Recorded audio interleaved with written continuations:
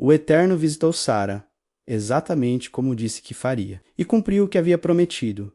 Ela engravidou e deu a Abraão um filho no tempo exato que Deus havia prefixado. E Abraão deu a ele o nome de Isaque. Quando o menino estava com 8 dias de vida, Abraão o circuncidou, como Deus havia ordenado. Abraão estava com 100 anos de idade quando seu filho Isaque nasceu. Sara disse: Deus me abençoou com riso, e todos que souberem disso vão rir comigo. Ela também disse: quem poderia afirmar a Abraão que Sara iria amamentar um bebê um dia?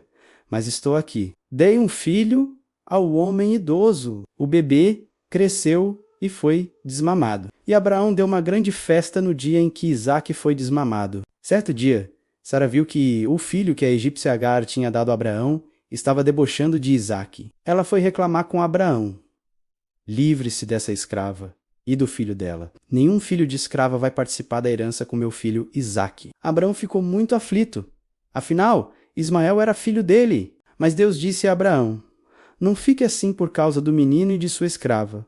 Faça o que Sara diz. Sua descendência virá mesmo por meio de Isaque. Quanto ao filho da sua escrava, garanto que também farei dele uma grande nação, porque ele também é seu filho. Abraão levantou-se cedo no dia seguinte, separou um pouco de comida e um cantil com água. Entregou os poucos suprimentos a Agar e mandou-a embora de casa com o filho. Ela ficou andando sem rumo pelo deserto de Berseba. Quando acabou a água, pôs a criança debaixo de um arbusto e ficou a uma distância de cerca de 50 metros. Dizia: não aguento ver meu filho morrer. Então, sentando-se, caiu em prantos. Mas Deus ouviu o menino chorar. O anjo de Deus chamou Agar lá do alto.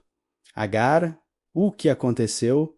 Não fique com medo. Deus ouviu o menino e sabe que ele está numa situação difícil. Agora, levante-se, pegue seu filho e abrace-o. Vou fazer dele uma grande nação. Na mesma hora, Deus abriu os olhos dela. Agar avistou um poço de água. Então ela foi até o poço, encheu o cantil e deu água fresca para o menino. Enquanto o menino crescia, Deus ficou ao lado dele. Ele morava no deserto e tornou-se um arqueiro muito habilidoso. O deserto em que ele vivia era o de Parã. Sua mãe conseguiu para ele uma esposa do Egito.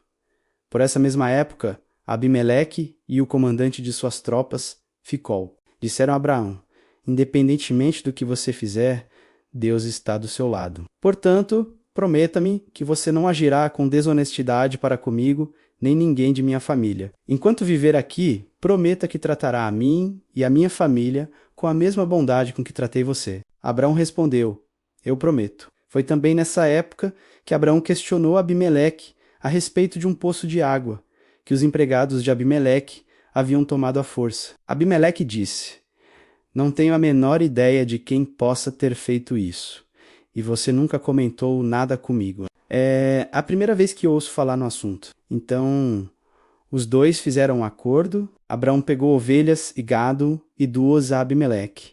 Abraão separou 7 ovelhas do rebanho. E Abimeleque disse: o que significam essas 7 ovelhas que você separou? Abraão respondeu: significa que, quando você aceitar estas 7 ovelhas, você as aceitará como prova de que cavei este poço e de que ele é meu. Foi assim que o lugar passou a ser chamado Berseba, Poço do Juramento, porque ali os dois fizeram um acordo por meio de juramento. Tendo feito o acordo em Berseba, Abimeleque e Ficol, seu comandante, voltaram para o território filisteu. Abraão plantou uma tamargueira em Berseba e ali cultuou o Eterno. Orando a Deus, Abraão morou em território filisteu por um longo período. Depois de todas essas coisas, Deus resolveu testar Abraão.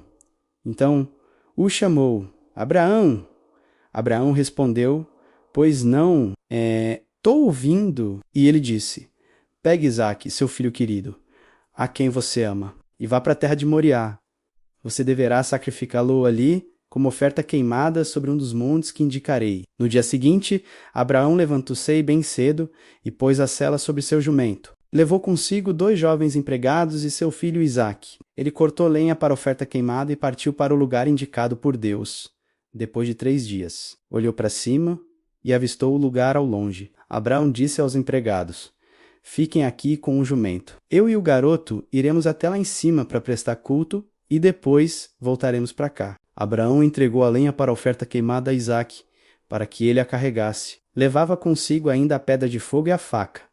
e os dois seguiram juntos. A certa altura, Isaque disse a Abraão: Pai, sim, meu filho, aqui estão a pedra de fogo e a lenha, mas onde está o cordeiro para a oferta queimada? Abraão respondeu: Filho, Deus vai providenciar o cordeiro para a oferta queimada.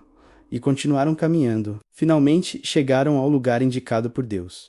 Abraão edificou um altar e arrumou a lenha sobre ele. Depois, amarrou Isaque e o pôs sobre a lenha. Em seguida, estendeu a mão e pegou a faca para matar o filho. Na mesma hora, um anjo do Eterno chamou do céu: Abraão, Abraão, pois não? Estou ouvindo. Não baixe a mão sobre o garoto. Não toque nele. Agora sei quanto você teme a Deus e como é destemido. Você não vacilou em pôr seu filho amado, sobre o altar para oferecê-lo a mim. Abraão ergueu os olhos e viu um carneiro preso pelos chifres num arbusto. Ele pegou o animal e o sacrificou como oferta queimada em lugar do seu filho. Abraão deu àquele lugar o nome de Javé-Jiré. Deus providenciará. Foi daí que veio a expressão: no monte do Eterno, ele providenciará. O anjo do Eterno falou do céu pela segunda vez a Abraão: Prometo, e essa palavra é do Eterno, que o abençoarei, porque você foi até o fim nessa questão e não se recusou a entregar-me seu filho amado. Como eu o abençoarei, farei que seus filhos sejam tão numerosos quanto as estrelas no céu e a areia da praia. E seus descendentes derrotarão os inimigos. Todas as nações da terra serão abençoadas por meio de seus descendentes, pois você me obedeceu. Abraão retornou até onde estavam seus jovens empregados. Eles juntaram suas coisas e voltaram para Berseba. E Abraão estabeleceu Sei em Berseba. Algum tempo depois, Abraão recebeu a seguinte notícia: seu irmão Naor já é pai. Milca deu filhos a ele: Uz, o mais velho, seu irmão Bus. Quemuel ele foi o pai de Arão, Quesed, Azo, Pildas, Gidilaf e Betuel. Betuel foi o pai de Rebeca. Milca deu esses 8 filhos a Naor, irmão de Abraão. Reumá, concubina de Naor, deu a ele outros 4 filhos: Tebá, Gaã, Taaz e Maaca. Sara viveu 127 anos e morreu em Kiriat Arbá, que hoje é Hebron, na terra de Canaã. Abraão chorou e guardou luto por ela. Quando encerrou o período de luto, Abraão propôs aos hititas: Tenho consciência de que não passo de um estrangeiro no meio de vocês, mas preciso que me vendam um local de sepultamento, para que eu possa dar um enterro digno para os meus mortos. Os hititas responderam: O que você está dizendo? Você não é um simples estrangeiro para nós. É um príncipe de Deus. Faça o enterro de sua esposa na melhor das nossas sepulturas. Nenhum de nós vai recusar um local para o sepultamento dela. Diante da resposta, Abraão curvou-se em reverência ao povo da terra, os hititas, e disse: Se vocês estão falando sério e querem mesmo me ajudar a conseguir um enterro digno para minha esposa, intercedam por mim junto a Efron, filho de Zoar. Peçam a ele que me venda a caverna de Macpela, de sua propriedade, aquela que fica na divisa das terras dele, e que me faça um preço justo, e vocês serão testemunhas. Efron era membro da comunidade local de hititas. O hitita respondeu assim à proposta de Abraão, ouvida pelos outros hititas que faziam parte do conselho da cidade: Não, meu senhor, eu não poderia fazer isso. O campo é seu, é um presente. Dou a você o campo e a caverna.